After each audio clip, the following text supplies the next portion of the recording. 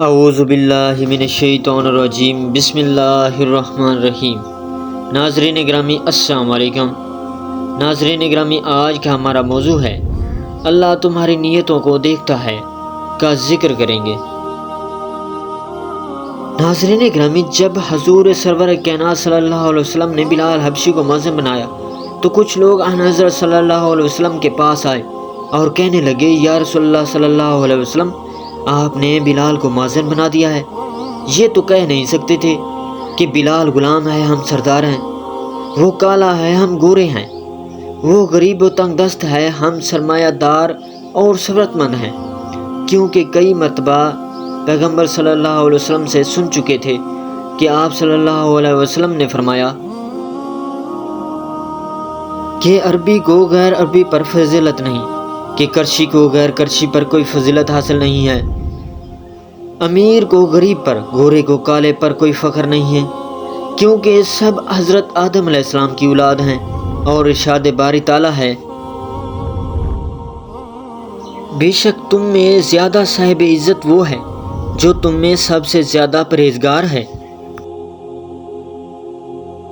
بس ایک بہانہ تراشا کہ یا رسول اللہ صلی اللہ علیہ وسلم، بلال اذان صحیح تلفظ کے ساتھ ادا نہیں کر سکتا کیونکہ وہ شین کو سین پڑھتا ہے، اشہد کو اسد پڑھتا ہے۔ آپ صلی اللہ علیہ وسلم نے فرمایا، میں جانتا ہوں لیکن اللہ کو بلال کی آواز پسند ہے اور وہ نیتوں کا خوب واقف ہے۔ سنو بلال کی اذان پر اعتراض کرنے والوں، بلال کے منہ سے نکلا لفظ شین اللہ کے نزدیک شین بن جاتا ہے۔ پھر آپ صلی اللہ علیہ وسلم نے فرمایا کہ اللہ تمہاری شکلوں کو نہیں دیکھتا اور نہ تمہارے اعمال کو دیکھتا ہے، بلکہ وہ تمہاری نیتوں اور دلوں کو دیکھتا ہے۔ اور دوسری بات یہ ہے کہ بلال کو میں نے اپنی مرضی سے مؤذن نہیں بنایا، بلکہ خدا بند تعالیٰ کا یہی فرمان ہے کہ بلال کے علاوہ کسی کو یہ حق نہیں کہ بام کعبہ پر جا کر اذان دے، یہ فقط بلال کا حق ہے۔ ایک اور روایت میں ہے کہ سب سے پہلے جو جنت کا دروازہ کھٹکھٹائے گا وہ بلال ہوگا۔ مارج النبوت کی روایت کے مطابق بلال امیہ بن خلف کا غلام تھا۔ اسی کے گھر میں اس کی پرورش ہوئی تھی۔ اس کی ماں امیہ کی کنیز تھی۔ امیہ اس وقت عرب کا متمول ترین شخص تھا۔ اس کے اور بھی غلام تھے، لیکن ان سب میں وہ بلال سے بہت محبت کرتا تھا اور اس نے اپنے بیت الصنم یعنی بت خانہ کا انچارج بلال کو بنا رکھا تھا۔ جب خدا بند تعالیٰ نے حضرت بلال کو نور ایمان سے مشرف فرمایا تو وہ اسی بت خانہ میں جہاں امیہ اور اس کے ساتھی بتوں کو سجدہ کرتے تو بلال خدا بند تعالیٰ کا سجدہ کرتا۔ امیہ کو جب اس کی اطلاع ہوئی تو اس نے بلال کو بلوایا اور کہا، کیا تم محمد صلی اللہ علیہ وسلم کے رب کا سجدہ کرتے ہو؟ بلال نے بڑی جرأت سے جواب دیا، ہاں میں خدا بند متعالی کا سجدہ کرتا ہوں۔ امیہ نے جو ہی یہ سنا تو اس پر ظلم و ستم کے پہاڑ گرانا شروع کر دیے، یہاں تک کہ جب دوپہر کا وقت ہوتا اور گرمی عروج پر ہوتی،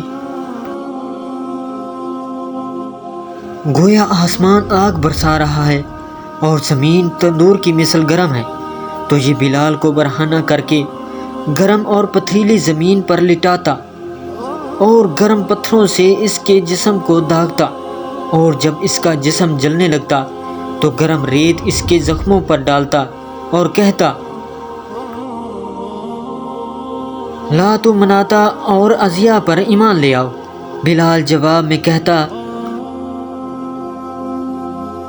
میں فقط ایک خدا کو مانتا ہوں، میں تیرے تینوں خداؤں پر لعنت بھیجتا ہوں۔ یہ سن کر امیہ اور غصے میں آ جاتا اور بلال کو خاردار پتھروں پر گھسیٹتا، جس سے اس کا گوشت پوست ہڈیوں سے الگ ہونے لگتا لیکن ان تمام مظالم کے باوجود بلال کی زبان پر کلمہ جاری رہتا۔ ایک روز اسی طرح امیہ بلال پر ظلم کر رہا تھا اور اس کے سینے پر بھاری بھرکم پتھر رکھ کے اس کو اذیت دے رہا تھا۔ ابو بکر رضی اللہ عنہ کا وہاں سے گزر ہوا، بلال کی یہ حالت دیکھ کر آزردہ خاطر ہوا اور امیہ سے کہنے لگا، کب تک اس غلام پر ظلم کرتے رہو گے؟ خدا سے ڈرو اور اس بے چارے غلام پر ظلم کرنا بند کرو۔ وہ کہنے لگا، یہ میرا زر خرید غلام ہے، میں جو چاہوں اس کے ساتھ سلوک کروں۔ وہ کہنے لگا، امیہ یہ ایک غلام ہے جس کا فقط اتنا جرم ہے کہ وہ لا الہ الا اللہ کہتا ہے، اس پر اتنا ظلم مناسب نہیں ہے۔ امیہ کہنے لگا، اگر تمہیں اس سے تکلیف ہوتی ہے تو اس کو مجھ سے خرید لو۔ چنانچہ ابو بکر رضی اللہ عنہ نے ایک نصرانی غلام اور 10 اقیہ سونے کے بدلے اس کو خرید لیا اور آن حضرت صلی اللہ علیہ وسلم کی خدمت میں لے کر آئے اور پھر اسے آزاد کر دیا۔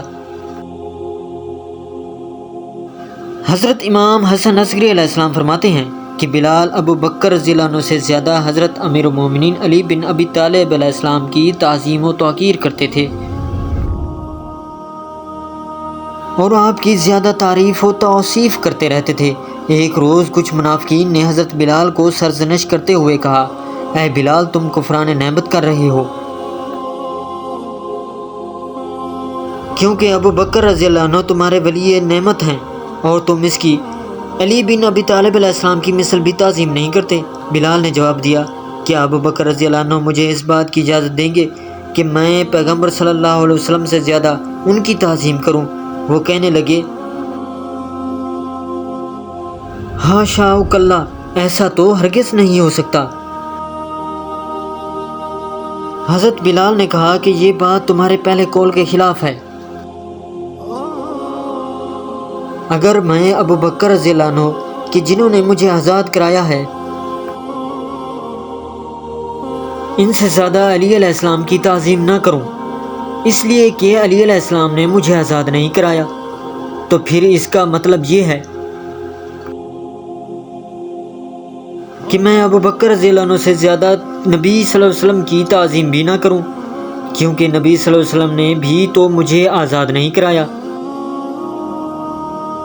وہ کہنے لگے، نہیں، ایسا ہرگز نہیں ہو سکتا، نبی صلی اللہ علیہ وسلم کا رتبہ کہاں اور ابو بکر رضی اللہ عنہ کا مقام کہاں؟ ان حضرت صلی اللہ علیہ وسلم تو افضل خلائق ہیں۔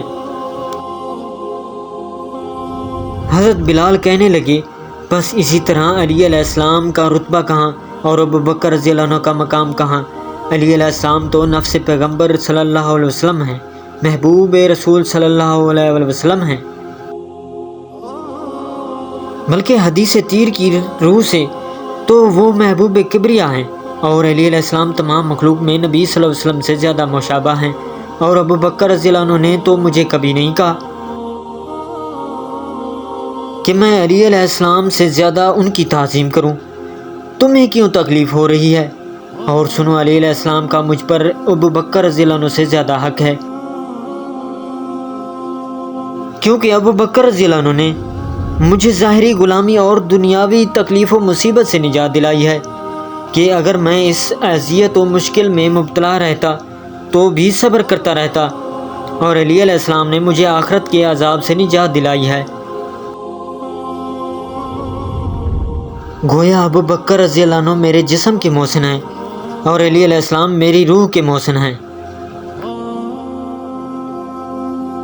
اور علی علیہ السلام کی محبت و ولایت اور ان کے بعد از پیغمبر صلی اللہ علیہ وسلم افضل خلائق ماننا نعمات جنت اور ابدی راحت کا موجب ہے۔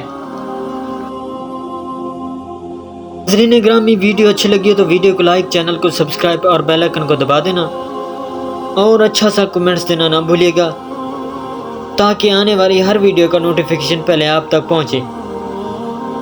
اگلی ویڈیو تک دیجیے ہمیں اجازت، اللہ نگہبان۔